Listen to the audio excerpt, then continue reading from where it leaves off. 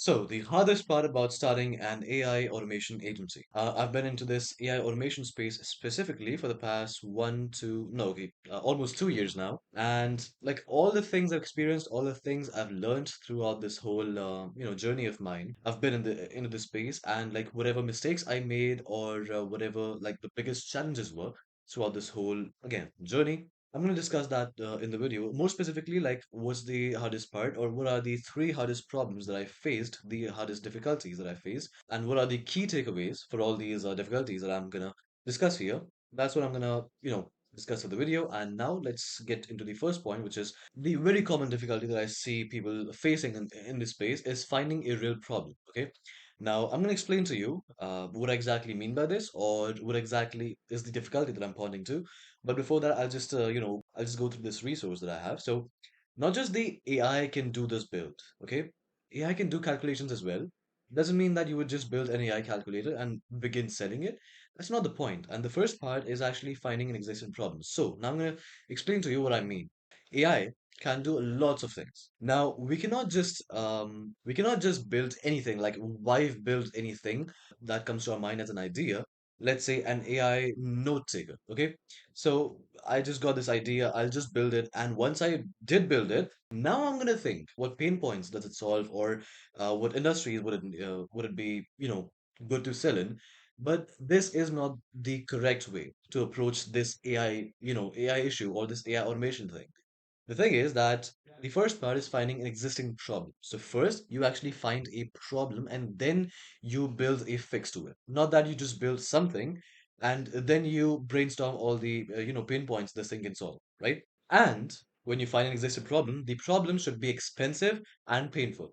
Why? So that the other person would actually pay for it, or anyone would be actually interested in the first place in your product or in your build, whatever.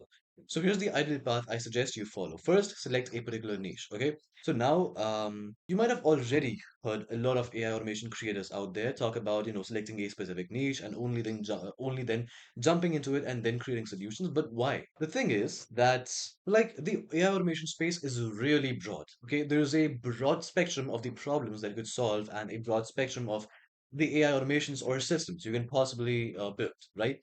But the thing is that to actually succeed as an agency or as an AI guy, as an AI automation guy, you need to first select a particular niche, brainstorm all the possible problems they have been facing for the past, few years, or whatever challenges they face with their work, and then you actually try to solve those problems using AI automations, right?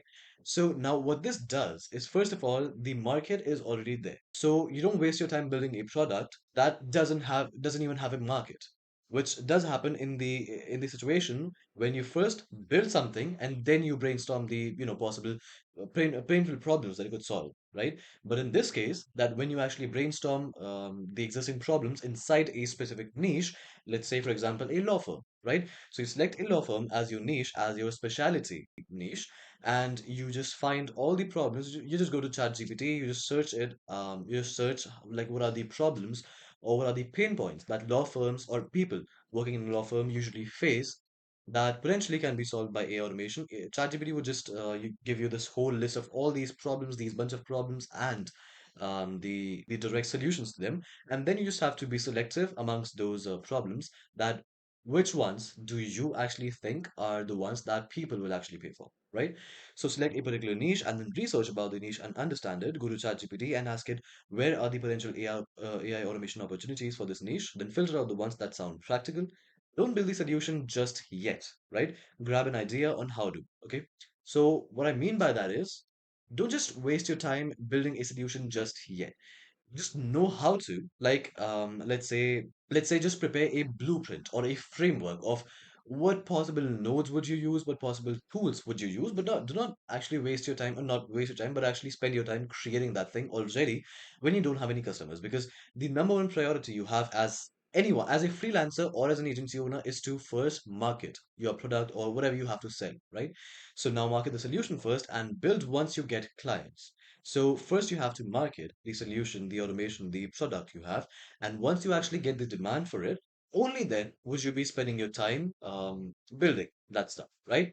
So the key takeaway is prioritize solving problems more than anything. So the whole point of this AI automation thing or this AI automation space is that to solve all those repetitive problems or to solve all that manual work stuff that you usually humans have, that could be potentially solved with the help of AI, and so that the work could be done more efficiently, right? So in this case, you always have to prioritize problems. Now coming to the second one, which is choosing the right niche. All right, so we begin with with selecting a particular niche, but how do we determine which niche is right or correct to select? There's no such thing as a right niche. I actually have heard a lot of YouTube creators out there talk about this thing in the AI automation space, that there's no such thing as a right niche or there's no such thing as a perfect niche. All right, so I partially agree with it, partially disagree with it. I'll tell you what. I partially disagree with the fact that there is no such thing as a right niche, and partially agree with the fact that there is no such thing as a perfect niche. Now, why do I say that? It's because simply if we say the fact that no niche is the right niche, like you can try anything and just try out what works, but why do you have to waste your time working with a niche or trying your luck in a niche that probably just doesn't work. And you don't know it yet because you don't have anybody on YouTube or on the internet to tell you that this niche doesn't work, right? But here I am.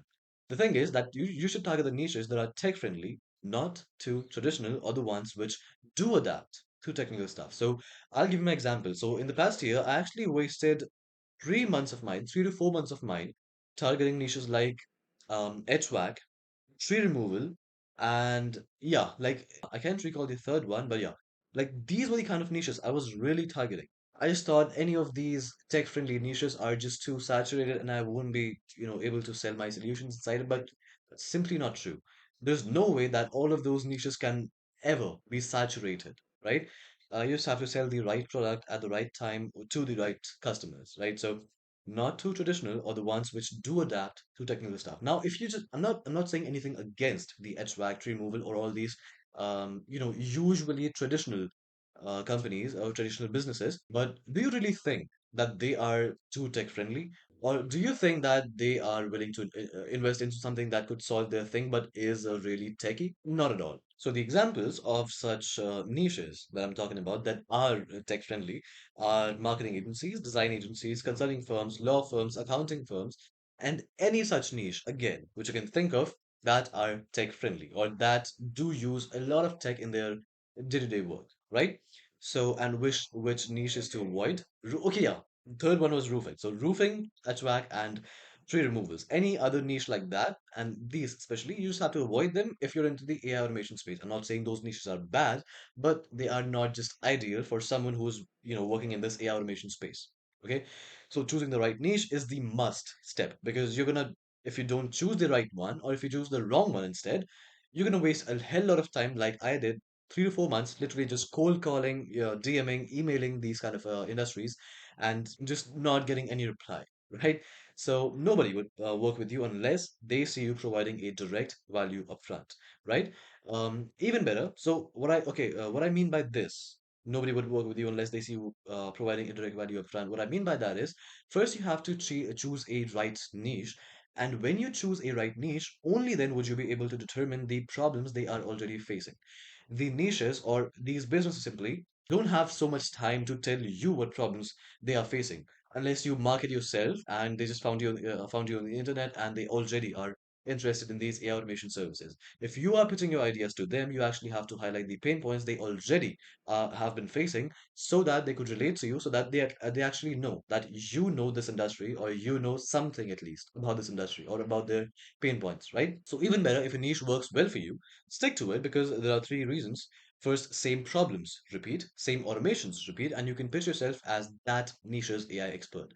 So, if you're gonna stick to a single niche, you're gonna have a only a limited set of problems which you, as an AI automation guy, are gonna have a good deep knowledge about, right? And the same automations are gonna repeat. So basically, if you just build these systems once, then you can just sell them again and again and again, right? You won't have to build them again and again, and you can pitch yourself as that niche's AI expert, and that actually helps you scale a lot better, right? Now, the third topic, which is the distribution, one of the very, very main aspects of being a freelancer or being somebody providing online services or even offline services, which is the distribution. So, building AI is the easiest part about running an AI agency. Yeah, I said it. Building AI is literally the easiest part, and you'll just have to, spend 1 to 2 months learning these tools like Init, Make.com, Zapier, and only in a matter of few months you're going to become an expert in these fields, right? But the main thing that matters is distribution. It's the distribution that matters and is the hardest part. You might have already heard nobody knows you exist, right? Anybody out there who knows marketing, or anybody you might have seen online who talks about marketing and stuff, would have said once, at least once, that nobody knows you exist, and that's why you need to market yourself. And this is why people new to the agency space fail because, first of all, nobody knows they exist. They rely only on cold outreach and they don't have a clear message. The agencies that do grow first have clear positioning and they have consistent content or outreach. So, first of all, to actually build a personal presence, to build an online presence, to pitch yourself as somebody who is experienced in this space or in whatever niche you're into, you have to market yourself. And in order to market yourself, you have to create content out there, okay? You cannot just rely on cold outreach or even just, putting ads out there. You have to have some kind of online presence, especially now because these agency or these online business models are on the way to getting saturated because just there's just a lot of traffic coming in. There's just a lot of people trying their luck into this into these fields. And due to that, what's happening is the competitions is just increasing, and there's a ton of people, doing these cold outreach stuff, doing these ads and stuff. But what actually separates you, or what actually makes you stand out is if you build content around whatever product or service you have, right? So you just have to have a clear positioning and consistent content or outreach. Exactly as I'm doing right now. Okay. So creating content or building an online presence gives you an edge over your competitors. It increases your credibility, positions you as someone who is an expert in this space, in this AI automation space, or in whatever niche you're working with, right? And this is only how you compound growth. Because whatever content you put out there, it's gonna stay there forever. And it's not that you're gonna just stop getting views from that piece of content after a specific amount of time. It's gonna just compound every single day, right? It's not gonna stop growing.